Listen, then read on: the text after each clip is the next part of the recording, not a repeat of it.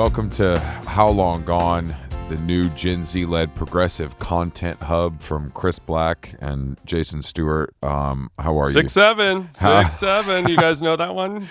How are you, Cop Mala Stewart? How you doing? How you doing over there? Kamala. Yeah, what is her thing called again? Headquarters 6'7"? Just Kamala HQ, I believe, is what it's called. I'm not sure officially. It morphed from Kamala HQ to headquarters. Okay, I'm sorry. I didn't realize it was a full rebrand. I thought it was more just a content strategy shift. But I'm glad to. Wrong. For our listeners at home, what we're talking about, Kamala Harris, she transformed her Twitter account, TikTok account as well, all of her socials into like a new progressive media platform for Gen Z, and she put 6'7" in the name. Trust me, the people listening to this podcast know about this. They know about this. They're probably not on our algorithm seeing the sort of taking a second look at AOC's yabos. They're probably not seeing that quite as much as maybe you or I are. I'm on a different headquarters. I'm more of a headlights guy, if you know what I'm saying. Oh, that's nice. Not bad, Chris. But yeah, it's been a great morning in politics over here. I'm podcasting from stolen land over here in San Francisco. So it's been a beautiful morning. I watched the sunrise over here in Berkeley, and I was just I was taking it all in. Oh yeah, you're in Berkeley. That's right. For the Super Bowl. I didn't know how I didn't realize I mean I knew obviously it was a college town, but I'm like right in the center of it, I guess. And I have to say I'm very proud of the community of Berkeley, these crunchy fucking cricket eating guys over here. They really there's not a lot of corporate businesses over here. It's kind of crazy to walk around a college town and not just to be 14 Jersey Mikes. I saw one. I saw one Chipotle. It was doing obviously god tier numbers, but overall, it's mostly independent businesses. Which I don't know if I would say obviously doing god tier numbers, because I think Chipotle is their fate is sort of wavering right now because there's been a big backlash. Yeah, but I don't know if that backlash touches a 19-year-old college student, or maybe that's exactly who it touches. It does. Those. I mean, that's their core demo. And everyone is mad that the prices keep going up and the amount of protein keeps going down. I think the kids at Berkeley aren't worried about the prices, but I did. It's just saying I walked by yesterday and it was quite busy. Is all boots on the ground. But okay. I went to Amoeba Records yesterday. I went to Moe's Books. I really kicked the tires on the local establishments, and it felt good, I have to say, because Athens, Georgia used to be like that, and now it's sort of corporatized.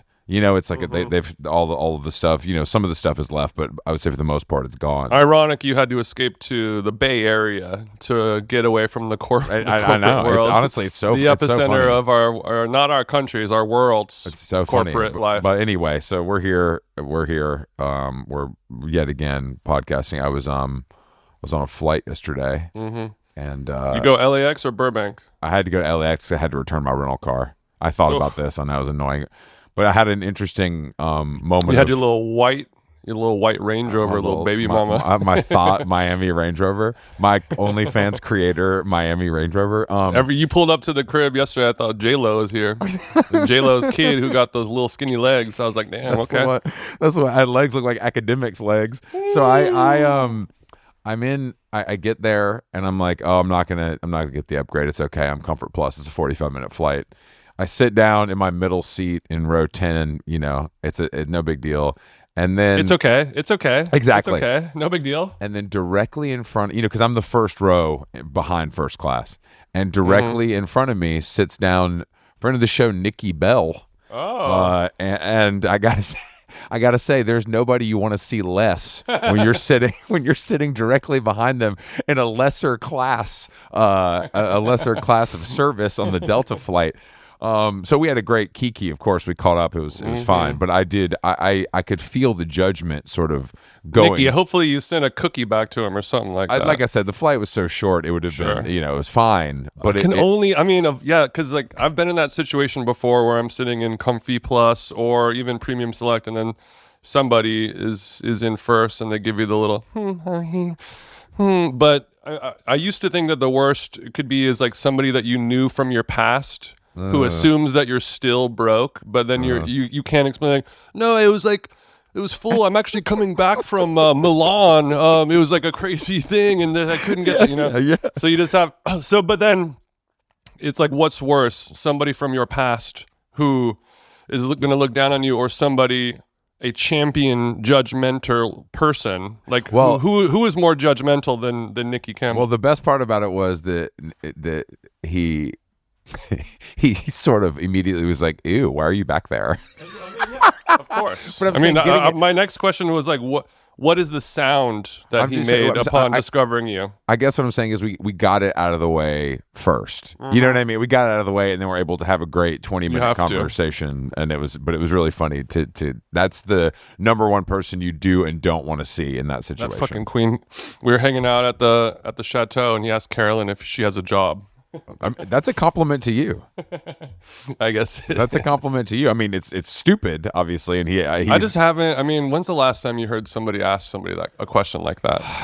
I guess that it's because I mean, honestly, it's so insane that I love it, because most people, so what do you do? Blah blah blah, or they try to find a new way of asking, what do you do?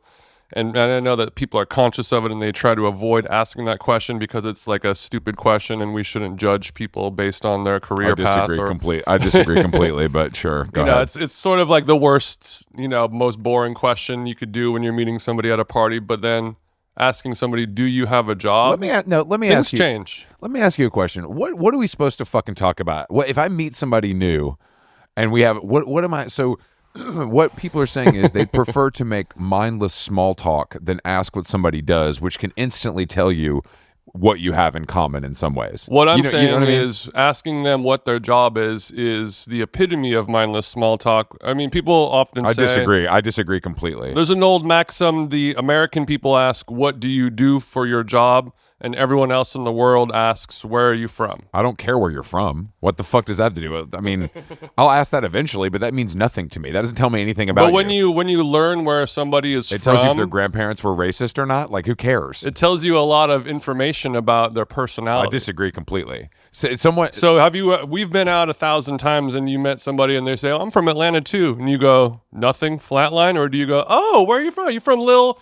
5 Points and Bumley," like you get to going. You don't just to go, "Oh, you're from Atlanta, Georgia, where I'm from." Same thing. Boring. Same thing. Which B2B SaaS company do you work for? Oh, that's sick. I don't ever talk to anyone that works for a B2B SaaS company, but I just think that question is not as diabolical as the world makes it out to be. And I also think most people are half paying attention to you and looking at their phone. LinkedIn Black would think that. No, I just can't believe that's considered negative when all anyone cares about is their job. Like, oh, you're going to ask what they've been reading lately? No, yeah. Like, it's just not true. really how it works. I see both sides.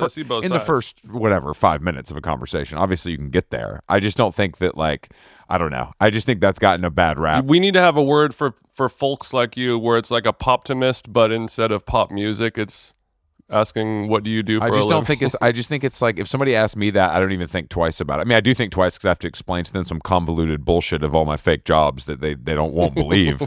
But I'm saying that, like, no, you're a founder for a lot of exactly. I saw that on TPBB. I think everybody that comes on TPBN is called a founder. Just baseline. I think they just sort of bless you with that.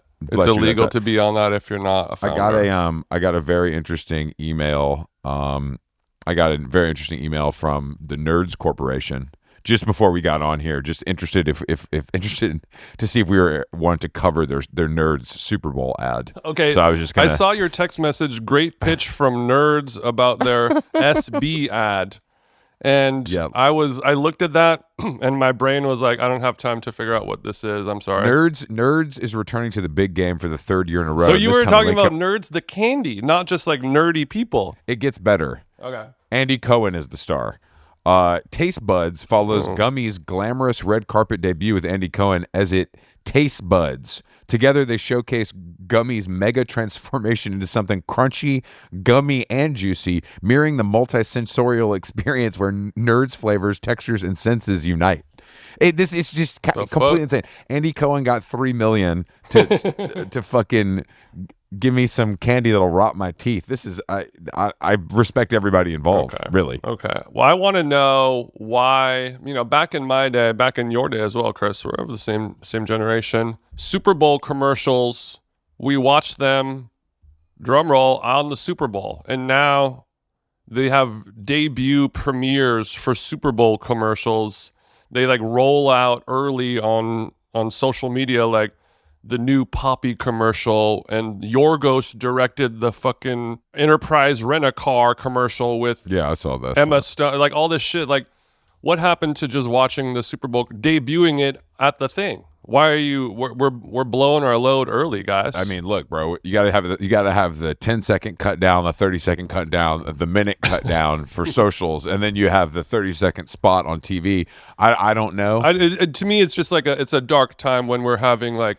This is the exclusive debut, Pigeons and Planes debut of the new. Not Pigeons and Planes debut. That's so sick. Pigeons and Planes debut. The Twitter.com/ @discussingfilms is launching the new Wegovy commercial starring Stunna Girl, directed by, and it's like, what are we doing here, guys? It's a little much. But I guess art has become commerce, and commerce has become art. We no longer. No, there's no line. We no longer have art unless it's privately funded by our winners. Literally just saw that the Black Keys got a Willie Eggleston photo for their album cover, so it's a tough day for me. We have a guest. So sorry. We have a guest today. Oh man, Bruce Hornsby, legendary musician, has a new album coming out, Indigo Park, on April 3rd, produced by another legend, Tony Berg. But he has worked with everyone. I mean, from the Grateful Dead and Bon Iver to Bob Seger, Dylan, Elton John. He played in the Grateful Dead for a while. He's got his own hits, of course, over the years. He also lives in Virginia. Ain't nothing to do but cook. So let's tap in with Big Bruce.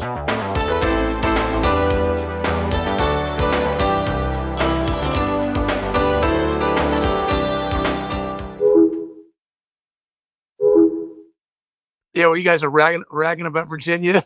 No, we love Virginia. Do you have I don't care. I don't give a fuck. Bruce said, "Bring it on, bitch." Okay, do you have headphones by chance, Bruce? Well, I don't. I mean, I don't know how to plug them into anything that would make this work. So okay, I told them to tell you that, or I told my guys that, but so you didn't get that, unfortunately. Okay. So can you work around that? It'll just make you sound that much worse, but it's your funeral, Bruce. I couldn't be more okay with that. Okay. It'll add hours to my editing schedule this afternoon, but I didn't need to do anything anyways. I'm just kidding. We'll be fine. You'll just sound like shit. No, but you really didn't have to do anything. That's the truth of that statement. You don't have to do shit. So what do you mean? So, okay. What do you mean? You're good. You're good. You don't know my life, Bruce Hornsby. No, I totally do not. So you got me there. You do have, is that some nice some sound dampening panels behind you? Why? Because I don't sound that bad. I'm hopefully. No. I'm not a studio rat like you, but I'm. Well, yeah. This is my studio, where we have such great artifacts as the Lydian chromatic concept of tonal organization. I know it well. Back from the old hippie boho jazz days of the '60s in Lenox, Mass, and New England Conservatory, we have the comic book of the Buddy Rich tapes. Oh, well, of course. Who doesn't have that kind of at hand? Pretty beautiful. First edition. I'm up there working my balls off trying to do somebody a favor, and you guys are sucking all over this joint.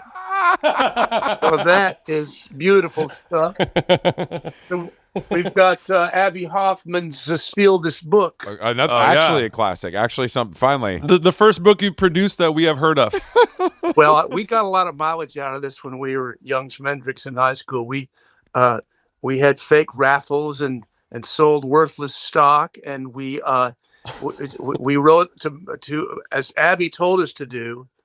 We wrote away to record companies, telling them that we were a magazine. We actually had a bootleg magazine in our town that we produced. You can now read it at the William and Mary College Library's Rare Book Archives. Well, you made it into the permanent collection over there at William and Mary. Well, exactly, which is such a scream, because if you saw it, it's a complete load of bollocks is what it is. It's complete mindlessness. But we actually, so Warner Brothers and Columbia, etc., they sent us back, yes, sorry. But Shelter Records, Leon Russell's label, Leon was a hero of mine.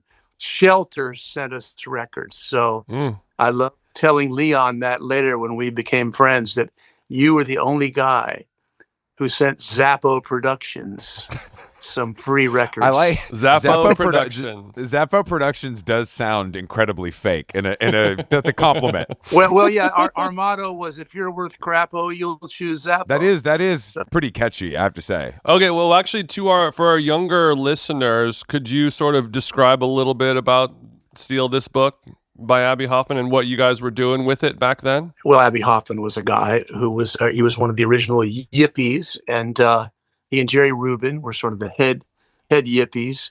They were part of the Chicago Seven. There was a really good movie made about that with Sacha Baron Cohen playing Abbie Hoffman. I didn't know that. They were great rabble-rousers and troublemakers.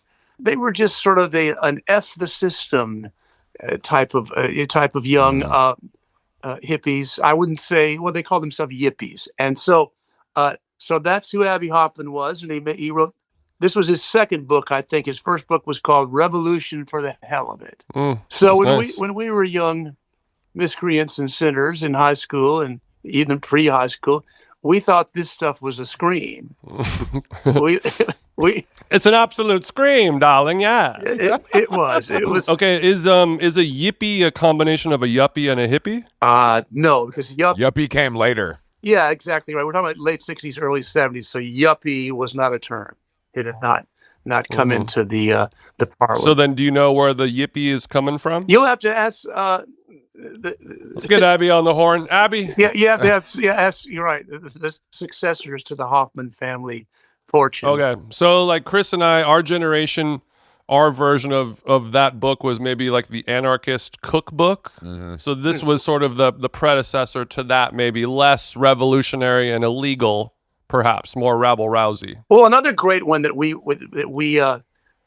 used out of Steal This Book was it told you how to become a preacher for $1.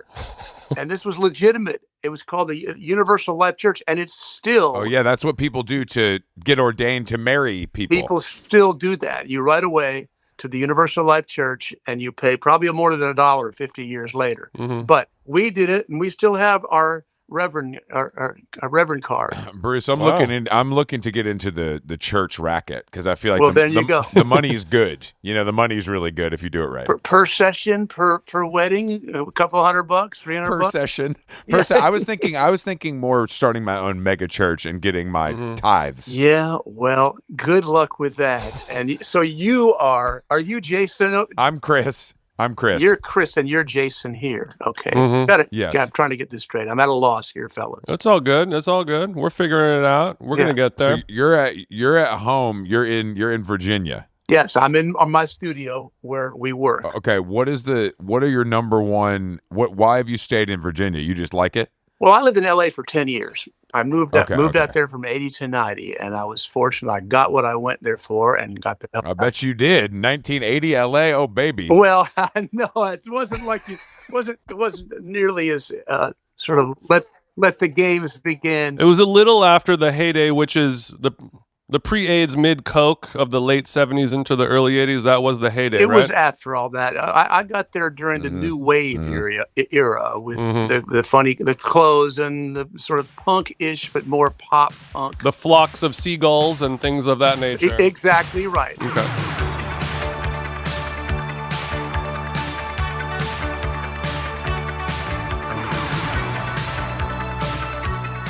I always thought a great Jewish band would be the flock of seagulls.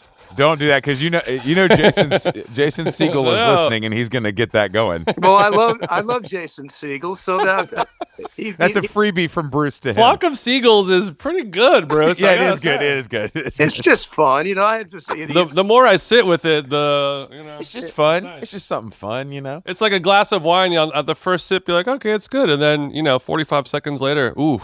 Look, I have an 8th grade sense of humor, and I retain it. So that's it for me. Welcome home, brother. Welcome home. Jason Segel could be the lead singer of the Flock. Principal songwriter, musical director. Yeah, all of the above. But so you were originally born and raised in Virginia. Then you went to Berkeley School. You went down to Miami for a little bit, LA for the new wave era 10 years. for 10 years. Right. And then after that, from 1990 on, back to Virginia. My next move is into a pine box, my friend. Sure. Well, it looks like you have a pine box behind you. That's what I was worried about. But this is, whichever one of you guys said, this is an acoustical construction. And that's exactly what it is. It's a studio. I couldn't tell you the acoustical properties that enhances. I don't know from that. You don't know? I mean, I feel like you should know that, Bruce. No. Flock of seagulls will know that, but I wouldn't know it. I'm going to guess that's called a bass trap. Get those low frequencies that are floating around in the room taken care of. Okay, that's a solid guess. Seems right. Solid guess. We always love podcasting with people who are like legendary musicians, audiophiles with $1 million studio setups, and then we're in the room with just Neve consoles and Neumann mics, and then it's talking to an old guy on an iPad every time. No headphones, no mic, no nothing. I just love the juxtaposition of high and low. Yeah. I apologize for all of my shortcomings. Don't apologize. No, this is all good. No, you're doing fine. You're doing much better. You're doing much better than us. So, all right. So when you're living in LA in the '80s, what kind of car are we driving? Where are we living? Were you in the valley? Were you on the other side of the hill? Yes, I was in the valley. I was a station wagon guy, and here's why. I was a keyboard player, so I needed to load my big ass heavy Fender Rhodes electric piano, of course, and a little amp to either play a gig or do a studio session in Hollywood or wherever. That valley could have been any of the areas. So yeah, I drove an old 98 station wagon with the wood panels on the side, and had that for years until I moved back home. I still drive the automotive version of Schmata. I still drive. I have a 20-year-old Toyota Highlander, one of the early hybrid cars, and still have it. It's just an old jalopy now, but that's what I like. I don't care. So that's what I drove in LA. So you've always been a cocksure car owner, is what it sounds like. That's nice. I'm just pragmatic, man.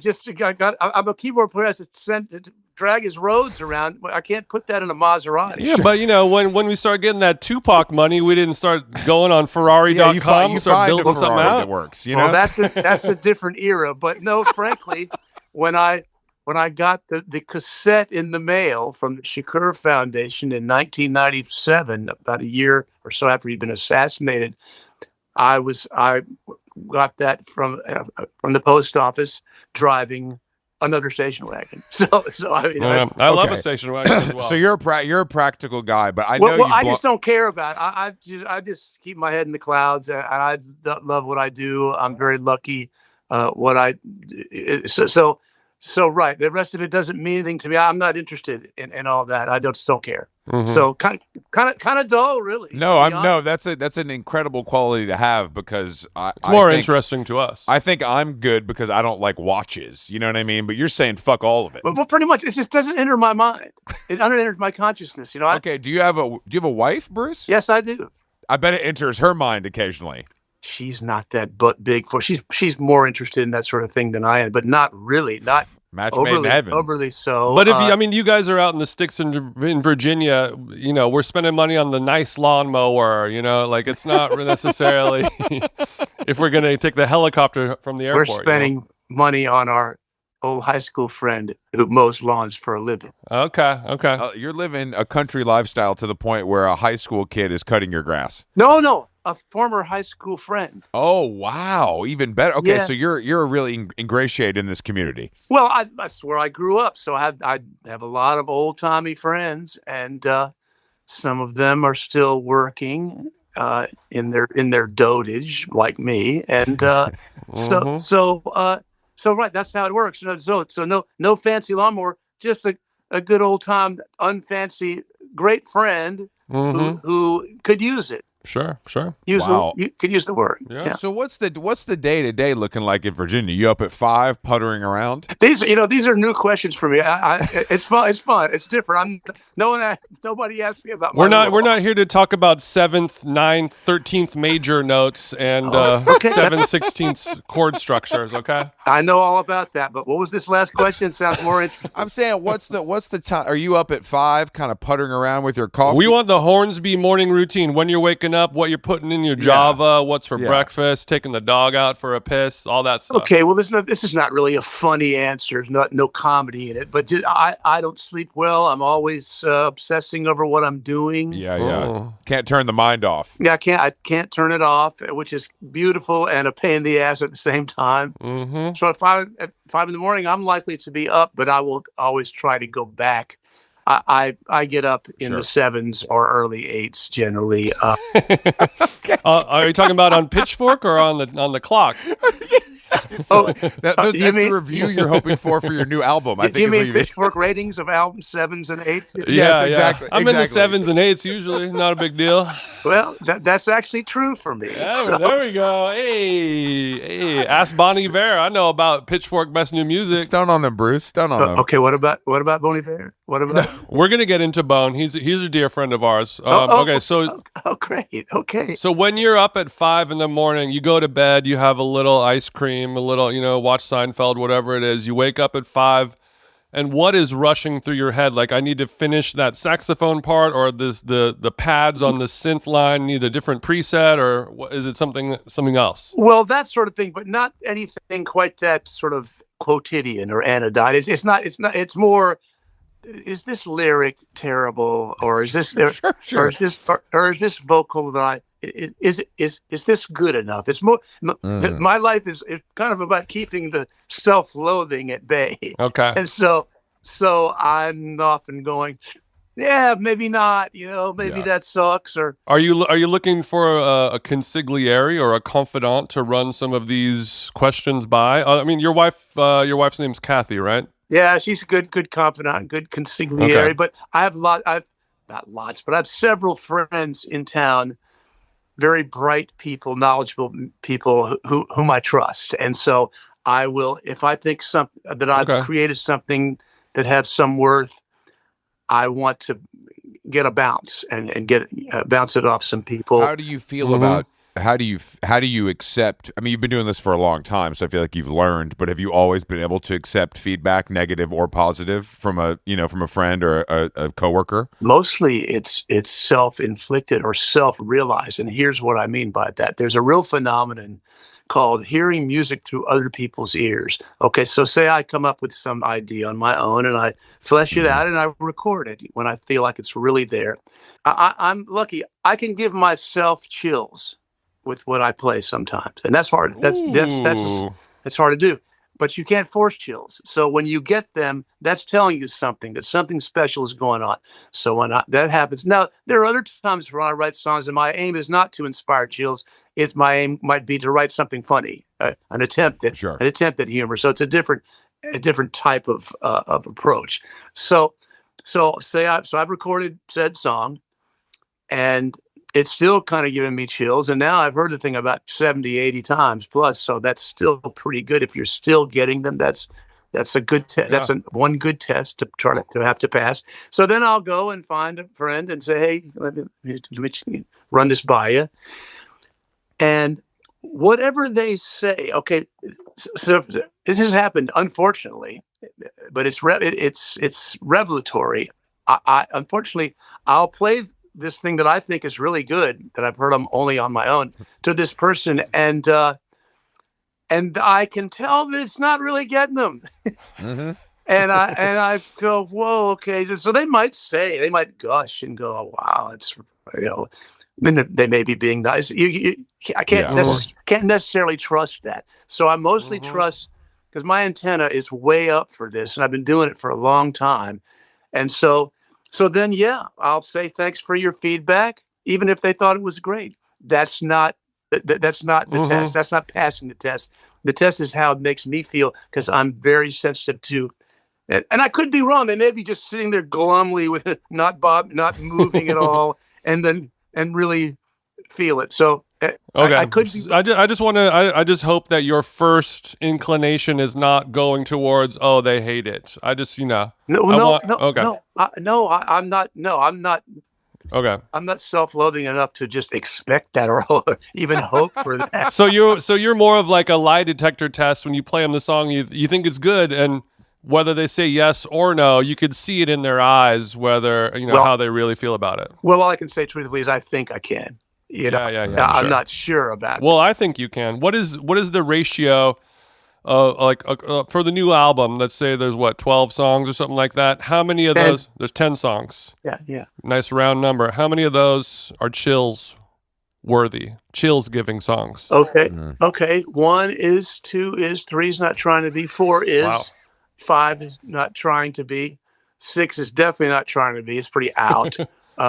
7 is a chill song. It's a dulcimer, old-time folky song. Sometimes the simplest songs are the ones that give you chills. Yeah. They're more complex. I would agree as the listener. Listener. So, but sometimes I have an interest in making a sound I haven't heard before, and so that's hard to do. Oh. So it'll lead me into some very dissonant, chromatic. Not just using the white notes like almost all popular music deals in white note music, using the whole chromatic scale. We're talking about the piano keys, not the Caucasian people, just to be clear. Yeah, white keys, black keys, right? Yes.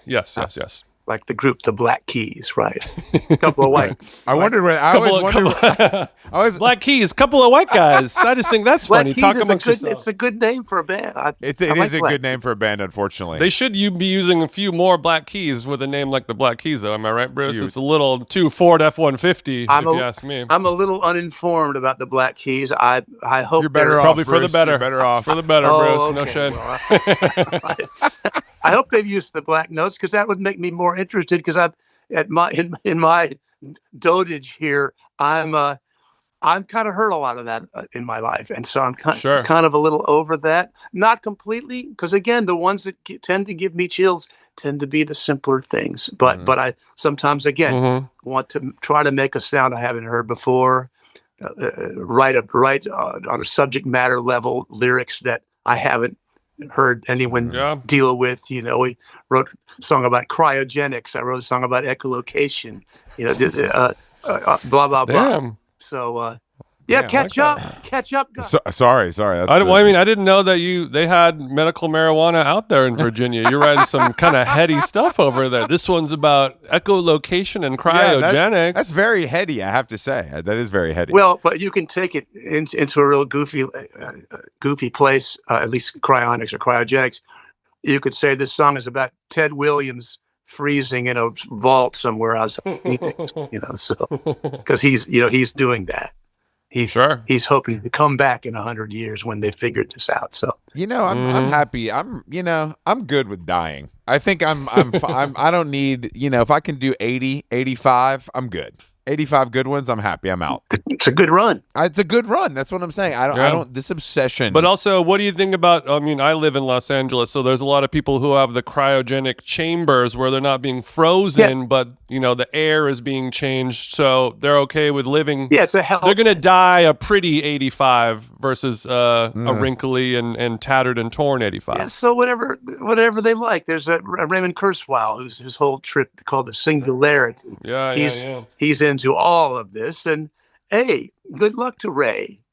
I like his electronic keyboards, Kurzweil. Is there a keyboard to "I Want to Live Forever" pipeline? Are there any other people who are, are you like that? No, I'm not. Okay. I'm not dealing with life in that cosmic way. I'm interested in it. I find it fascinating. That's why I'll write a song about it. Sure. What are you doing to take care of yourself, though? Let's see. Well, I just read an article in the New York Times, Science Times, every Tuesday. The New York Times is such a resource, and every Tuesday they print the Science Times, which is fantastic. And they have sort of a wellness section back in the last couple of pages. Mm-hmm. And last week, there was an article about olive oil, and detailing the great properties, The benefits. and no High in calories. deleterious ones. And so, well, that's right. So it tells you the smartest amount to use per day. But with all these great properties, I said, well, I'm going to do that. So in the last week and a half, we'll see if I stick with it. You've upped it. I've upped it. I've never been a big olive oil guy, but I'm gonna try it out. So stuff like that, I'll read. And I like that. So you're willing to experiment. Do we have an exercise regimen over there? I'm a walker. I used to be a bit of a trotter, but at age 59, which is a good while ago, I got tired. I kept getting bursitis in my left foot, and I got tired of limping through airports and on and off stages. So I became a walker, and I've never had a bit of problem. So yeah, I'm an old time walker. Do we keep the walking on property, or are we going out? Oh no, going out. Williamsburg's a nice place to walk. Yeah. Are you strapping on the Chuck Taylors, or we have some newfangled fancy boy shoes? We got some Hokas. That's my question. Which Hokas are you wearing? I don't think Chuck Taylors are great walking shoes. I love. Yeah, but when you were a kid, they were. But they're not. They're not. Yeah, but right. Talk about no support. Sure. Chuck Taylor's they endure on a fashion level. They still do. Mm-hmm. I know it right. came hip in the 90s for young hipsters to wear the Chucks, but it seems like it's still kind of in vogue. So way to go. They'll never die. Did you wear them to play basketball at one point in your life? Yes, I did. Yeah, we had Chucks. That's wild. We thought we were high cotton when we got the Converse All Stars with the stars here. Mm-hmm. Oh yeah, there's some hilarious pictures of old big bony ass playing high school ball. I have a beautiful picture. I played in a great league, a real ghetto hood league called the Peninsula District. It's Allen Iverson played in this league. Yeah, Michael Vick played in this league, so it was no joke. All right, well, no dogs allowed. Go so ahead. AI, Mike Vick, and old bony ass come through on the pick three. Let's go. Yeah, bony ass was in the mix. But I could I could hang a bit with the fellas. And, I mean that's not. Well, I mean this is a good segue to tee you up for the infamous rumor that I've heard that you have defeated Allen Iverson at 3 games of one-on-one basketball. But Bruce, I'm going to listen to you lie about this. But Bruce, how old were you when you were hooping with the fellas? Paint the picture. Set the scene. Well, I'm not going to talk about the Iverson because you've rendered your verdict on it. So no. I need to hear it from the horse. I would love to hear it from the horse's mouth. Never talk about it because it just sounds. Pretend that Chris is not even here. Put your hand over his little square, please. No. You guys have made your bet. I'm good. No, please, Bruce. Bruce, please. When you and Allen Iverson played one-on-one. Yeah, okay. I was 38 and he was 18, 19. Mm-hmm.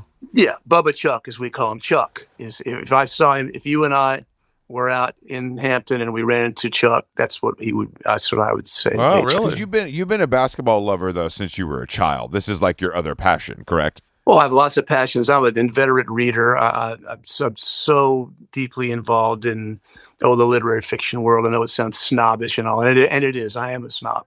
But welcome home, brother. Welcome home. So not just hoops, and I love that. It's all fine. But as I get older, I'm less involved with that and more interested in the amazingly inspiring, great writing. So there's that. But that's not fun. We'll go back to fun. No, it's it's interesting because like people will always be writing interesting, nonfiction or fictional novels. There's always going to be so much amazing things to read. But your version of basketball in the NBA, when it was your heyday, as time progresses, it only gets worse with the rules and regulations and leagues and commercial breaks and like the game of any professional sport from when you're a child to now has sort of been kind of ruined with all the all the hoopla. Okay, so you're an old head. You're a the good old days kind of guy. I mean, Okay, so I'm not quite with that. Uh, I think the skill level of today is off the charts compared to the old days. If you look at an old hoops game, and I know a lot of people will just hate this and just go, "Oh, you're full of shit. You don't know. Just stick to the piano." So whatever, have a ball with that. Hey, fuck those people. But if you just take the level of shooting ability now, Steph Curry has changed the game, and a lot of people think it's for the worse because it's boring now and no threes, and why not shoot the mid range? And I'm with that. I think mid range is undervalued. Yeah. Okay, you have to understand, guys. I'm really involved in all this because of my son. Do you know about my son, Keith? He played, correct? My oldest son, by 1 minute, he played at LSU. He was a second team All SEC. He got a cup of coffee with the Mavericks in training camp. Played 3 years in the D League and then 5 years overseas. And now he's back to his old school. He's a grad assistant at LSU. Nice. Okay. So I'm immersed with this because of him. The whole NIL. It's just so okay. So you're saying everything was better? Well, I'm not saying everything was better. I'm just saying certain, obviously, skill, gameplay, the fitness level. It's gone off the charts. It's amazing. I'm more complaining about, the flopping, the fake fouls, and like you said, it's just a 3-point contest. No one's driving in. It's just 3-point fake foul, timeout, commercial break. The energy is not what it used to be for me. Well, okay. The energy. I was with you until you said the energy, because here's why: the NBA season has always been way too long, and so because of that, when I was younger, say it's 70s, 80s, I didn't care about the regular season because we thought they were just kind of country clubbing it out. They're just going through the motions, and of course the players will go, "Hey, what do you know?" And of course you're right. I'm a musician, so.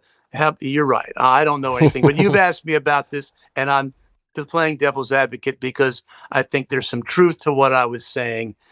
In that, I love the playoffs when I was in those years, 70s, 80s, when I followed it, because man, they're going after it, and now they're really guarding. Mm-hmm. It just didn't feel that way. What I'm saying is, it's a standard rap, but it's not new. See, you're saying it as if it's new. This was always, this has always been something that's been thought of, and as I'm sure you know as well, there are a lot of people have been trying for years to shorten the season, make it 60 games. And not 4 rounds of playoffs, So right. But just tighten it up. But it'll never happen because of money. And so, and I understand all of that. It all makes sense. Mm-hmm. Now, the crazy new wrinkle, of course, now is college basketball, where, for instance, my son played in Europe 5 years, and the money over there. Now you got people who are playing at a very high level over in Europe. They're coming back here and they're being allowed to play in college, where they're making 3 times the money often that they were making playing high-level European basketball.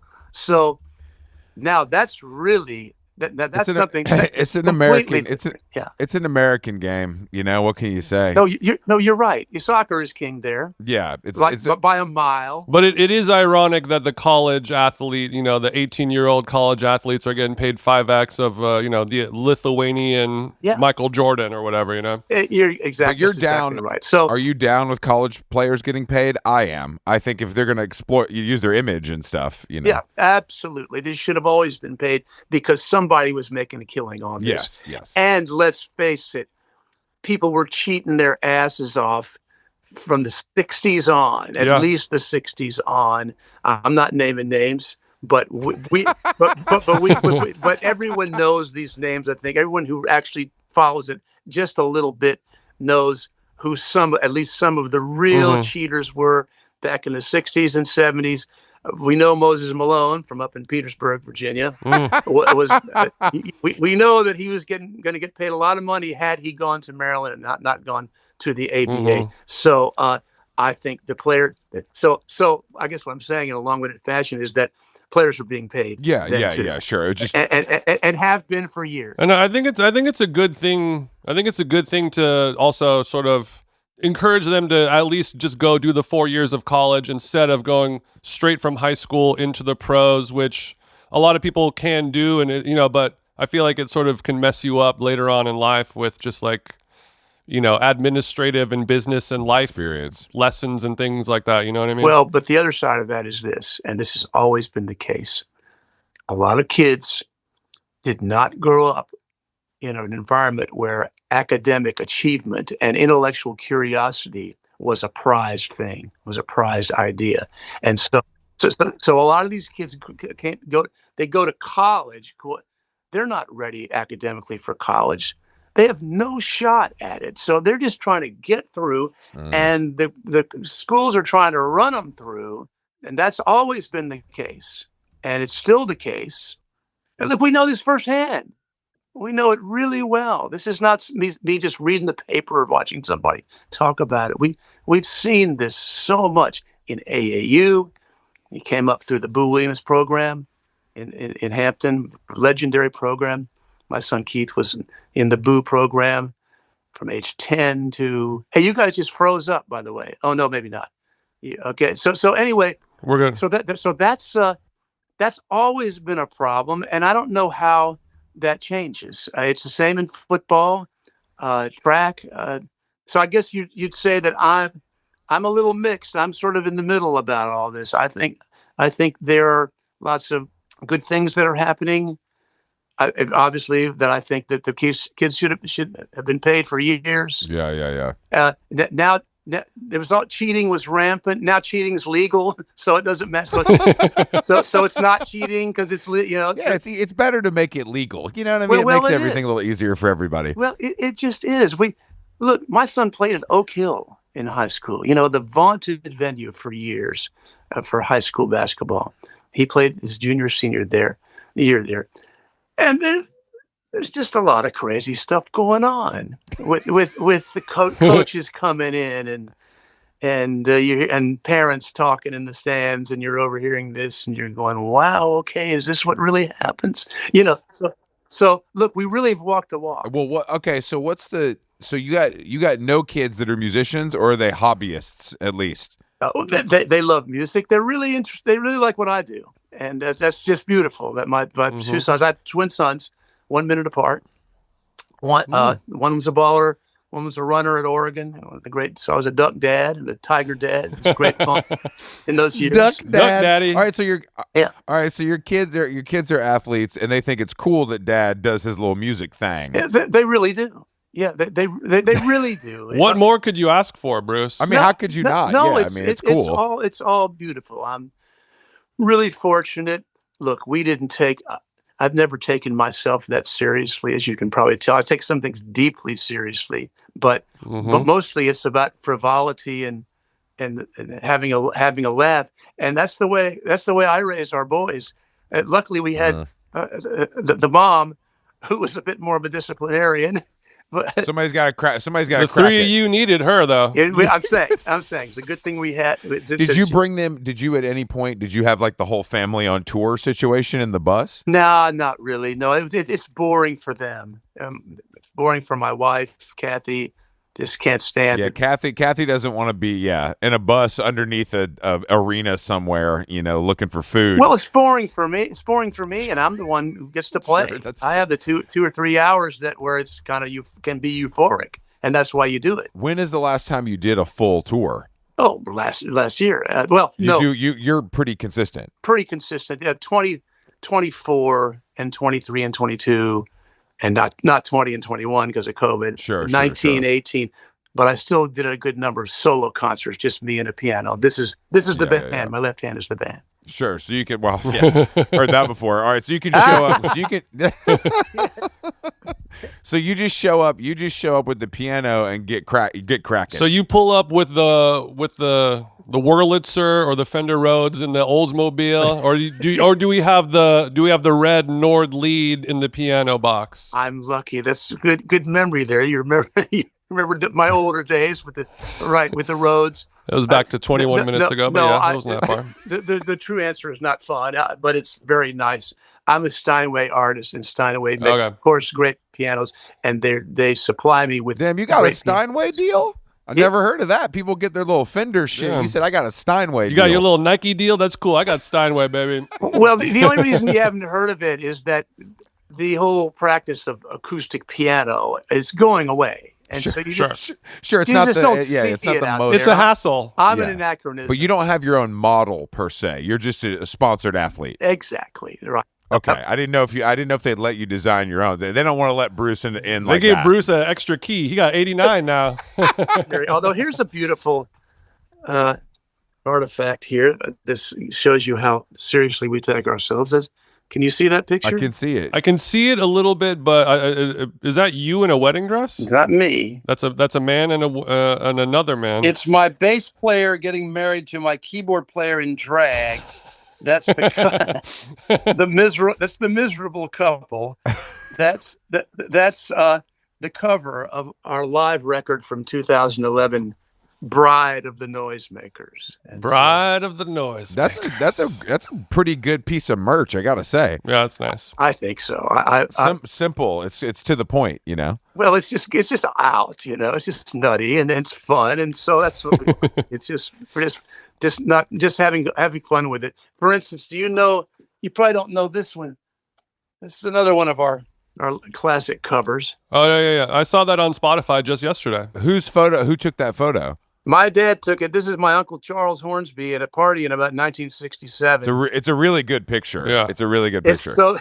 It's so great. Yeah, it's awesome. That's a really good cover. Well, here's a great Charles Hornsby story for you. So he was at a wedding, some country club wedding with his wife, and he's Becky, and he said, "Becky, I want to leave. I want to get out of here." She said, "Well, I'm not ready to go, Charles. So hey, look, there's a dark room over there. Go sit in it, and I'll be ready in a little while."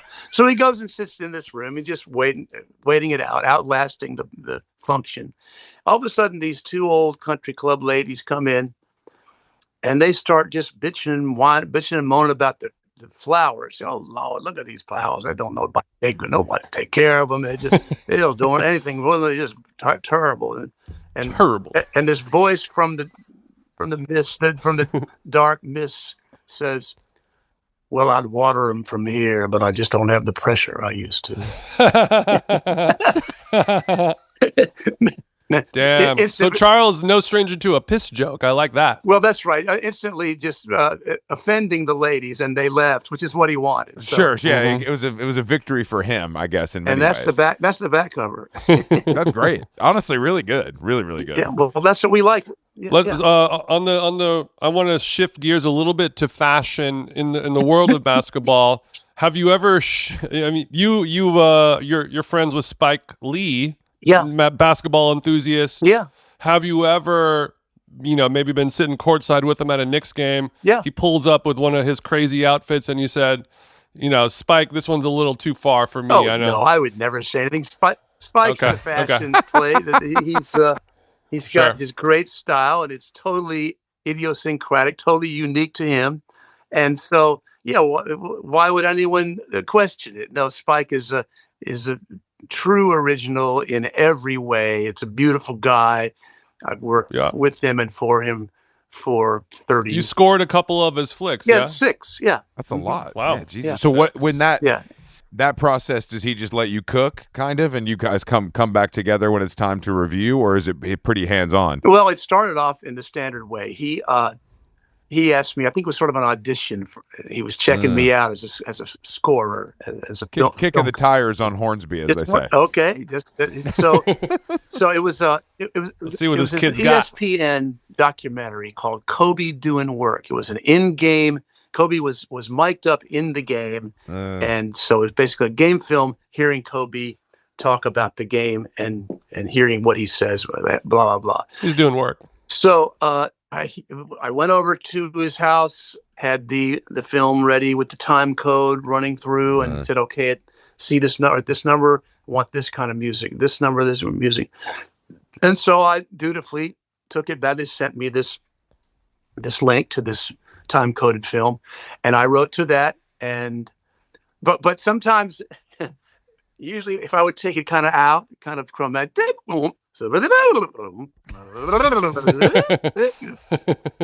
did that one time when Derek Fisher was diving out of bounds for a loose ball, and for some reason that inspired me to make some what's called pointillistic music. I started doing pointillism. Derek Pointillism Fisher. So D Fish, he's oozing pointillism. You said? I don't know. It's just where I was led musically, and so it's a little scatty, like that kind of thing. Yeah, pointillism. Call it blip blop music. So sure. So Spike. So when it came out, though, that pointillistic move of mine was nowhere to be found. Spike had found something else I'd done that he liked more. So that signaled the next move for the next thing that I did for him, which was called Red Hook Summer. It was a small sort of art film. Where at this point, the next several things I did, he would just send me the script and he'd say, "Hey, just write music and what you feel in these certain scenes. Just do it. And just send it to me and I'll place it." And that's what we did forever after. Okay, so what when you get the email from Spike and he's like, "I got a new flick called Black Klansman." Yeah, I did. And then you're like, you just crack your knuckles and start tickling the ivories, or where is your headspace when you see that script? Well, specifically for Black Klansman, his longtime great composer Terrence Blanchard was scoring the thing, but he threw me a bone. So he asked me if I'd do some crazy old silent film music, a la Birth of a Nation, the D.W. Griffith film, which I think was the first silent film, at least in America. It was about the Klan. So when you would go to those old movies, there would be a live pianist playing sort of ragtime-ish music.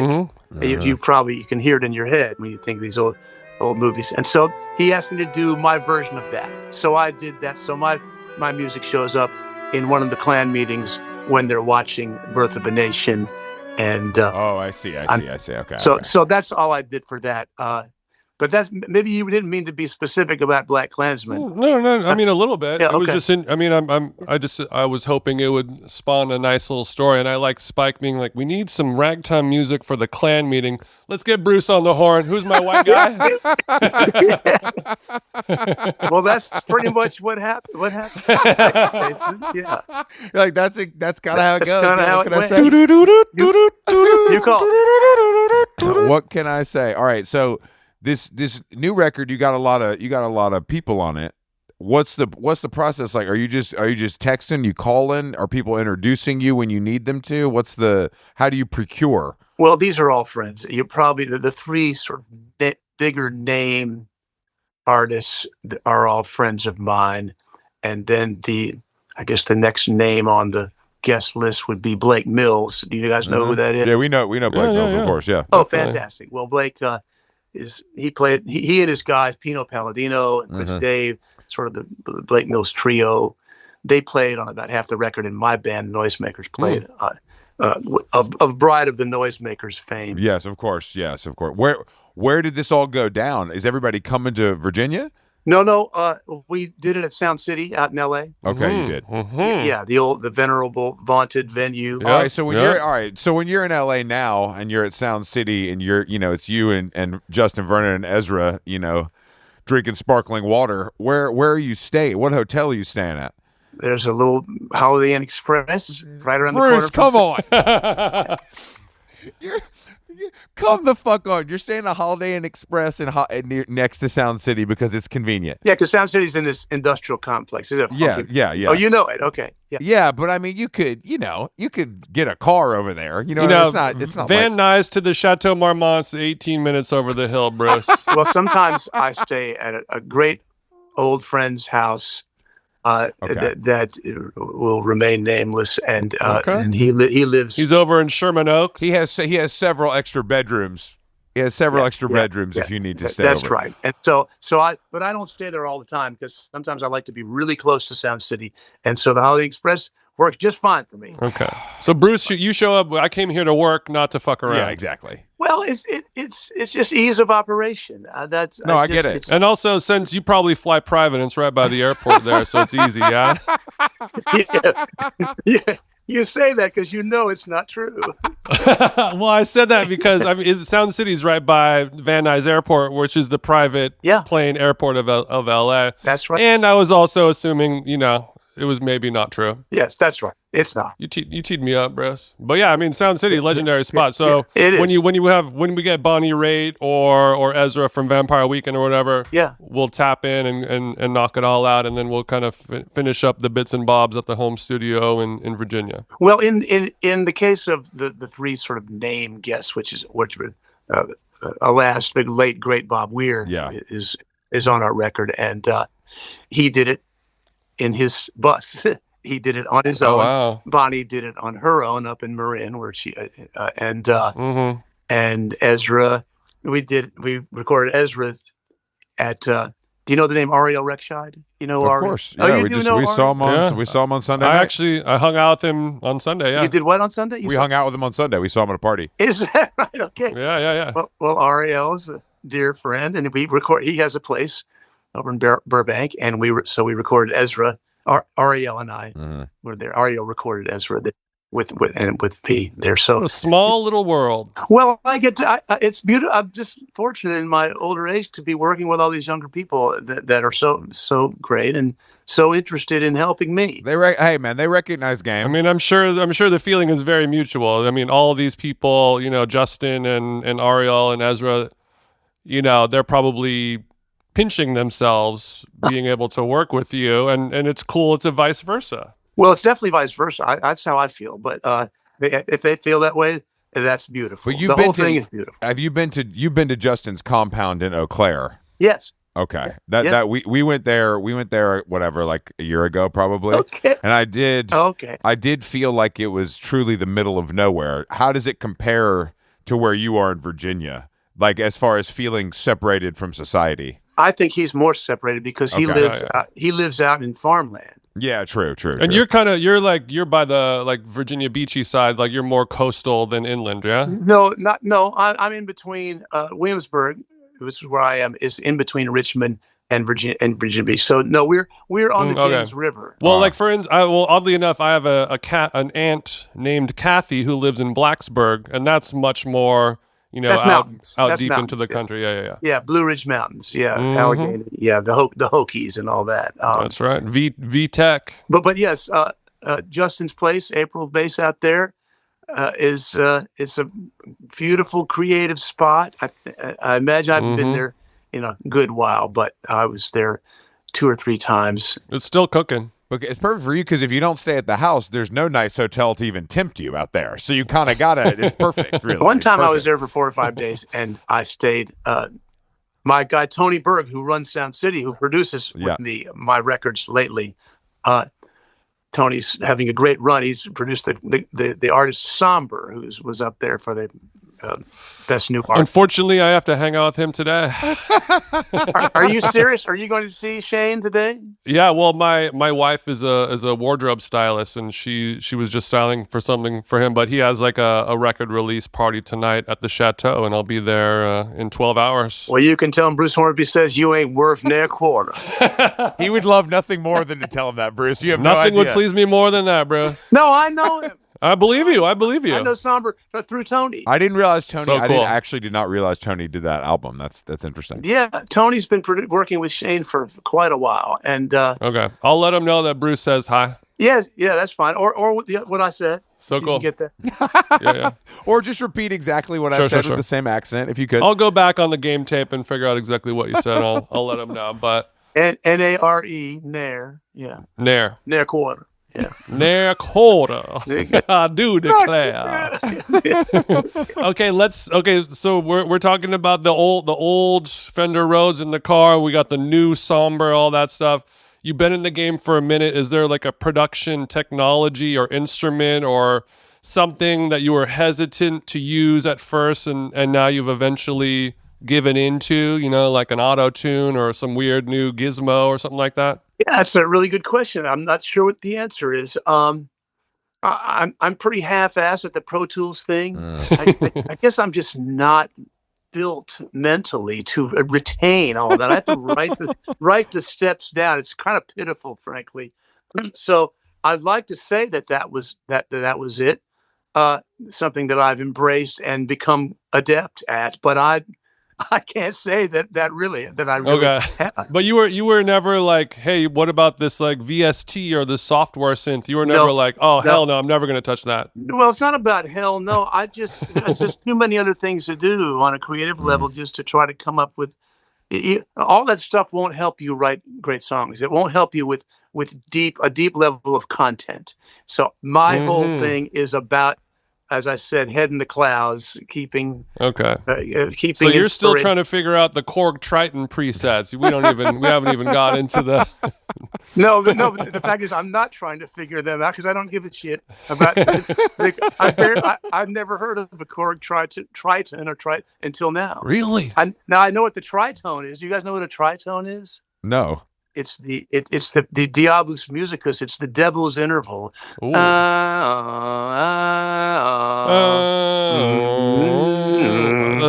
chill through my body. That sounds devilish. It does sound devilish. Yeah, you could be burned at the stake in the 1400s for playing a tritone. The Korg Triton. It was like a synthesizer. Yeah, 80s, 90s. A lot of people use it for a lot of hip hop production. Like Dr. Dre, all that stuff. Not surprised. Yeah. Big in the West Coast hip hop sound. Okay. Yes. Well, you guys are quite connected in the young music world. Takes one to know one, Brucey. Hey, Bruce. We talked to a lot of these people on the show, and so clearly you do. Yeah. It leads to that. It's part of the gig. No different for you. But do they know the Buddy Rich comic book? Do they have that? They probably. I doubt. I feel like you might be the only person we've ever talked to that has the Buddy Rich. I'll ask Sombr tonight if he has the Buddy Rich comic book. Do you think Sombr knows who Buddy Rich is? I'm Well, going to say no. Probably not. But have you heard the Buddy Rich tapes? You No. guys ever? Oh my God! You need to hear these. They're just classics. It's Buddy Rich just excoriating his band, just eviscerating these poor young bastards in a bus, and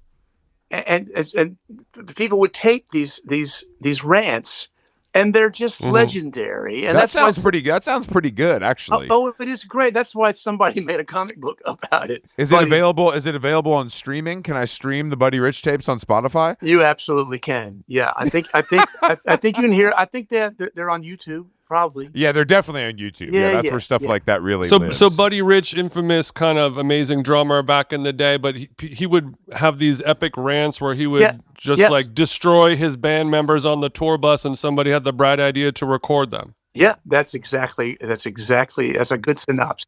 That's a good description of the classic Buddy Rich tapes. So yeah, there you have it. So if I'm a trombonist, having a cigarette after a long haul, and Buddy's just laying into me, foot up my ass. I thought you were saying that you are a trombonist, because then I was going to tell you the two trombone player jokes that I know. Do you want to hear them? I would love nothing more. I guess we don't have a choice. Go ahead. Oh, you do. No, I'm joking. I'm joking. Go ahead. No, I mean, I'm more interested that you have two. I don't know many good jokes, but okay, these are total musicians' jokes. What do you say to the trombone player after you pay him? The answer is, thanks for the pizza.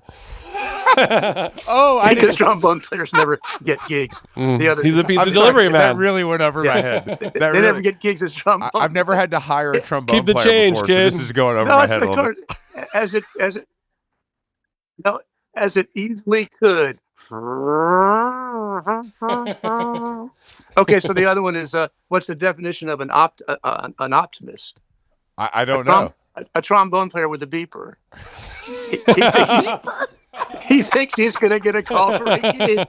Okay, that one's good. The beeper. Trombonist, he gets a pager, just to make sure I don't miss any calls coming in from Clive Owens around the corner. All right, that's good. That's good. That one I got. You don't have to be a music director to understand that one. Okay, that's good. But I think just like good song structures and chord structures, both of those jokes have structures that are tried and true, and I can take that format and change it up with some more modern terminology and different things, and it'll work just as good. That's true. Yeah, archaic, old, like what's the definition of a great a great Neve board operator, or it's something that. What do you call an optimist? A podcaster who gets an agent, or something like that. Yeah, there you go. That's good. Yeah, that's way better. Nice work, Jason. All right, Bruce. Thank you for joining us. Saying How Long Gone. It was a pleasure. The album is out April 3rd everywhere that you get music. Yeah. And the first single is out now, Indigo Park, and I really like the artwork of the new album too. It's great. Well, that's an old Edward Hopper etching. You guys know who that Edward Hopper was? Yeah, of course. Yeah. Because Jason's shaking his head. So you can... Chris is more of the Shutterbug. How much did you have to pay to use that, though? No, that's an etching, and we own one. Oh, you own? Oh, I see. Yeah, Okay. So you got There were about 200 and some made back in the late 20s or 30s when he created the etching. So we've had this Hopper etching. It's fairly famous. It's called Night Shadows. And... This is sort of Bruce's aging record, sort of notes to self or notes to my aging self. And you thought I was old on the last one. Wait till you hear this one. Exactly. That's right. Yeah, that's right. You thought I sounded like shit before, man. You haven't heard anything. Hang on to your hat. But so I saw this picture, this strange night vision of this solo guy, walking across this dark street, and I thought, that's probably me right now. That's how you feel. Oh, God bless. Now and then, sure, yeah. Hey, I mean, when we walk alone when we're a musician's musician, don't we?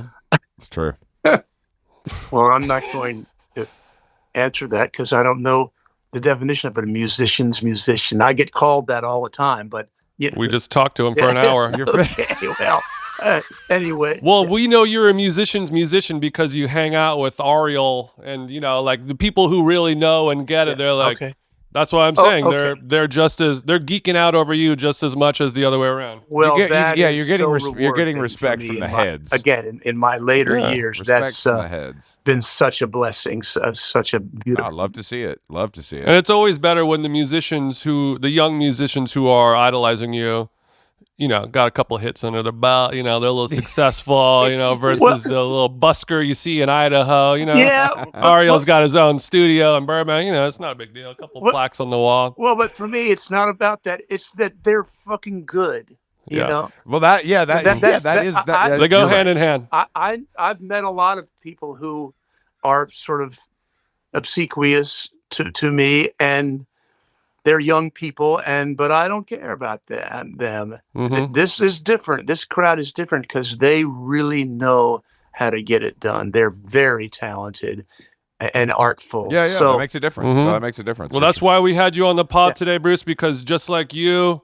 we influence the influencers. You know what I mean?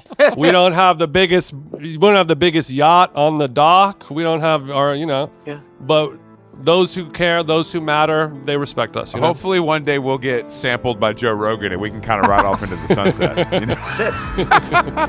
From the Joe Rogan Foundation. From afar when that happens. Okay? Sure. Thank you, Bruce. Appreciate it, man. Have a good day. All right. We appreciate it, my friend. Thank you. Later. Indigo, roses in spring. The air was heavy as the thunder did sing. I'd take the plunge in the old time dark, put her on in and put her in water. There's a hiding sense of possibility.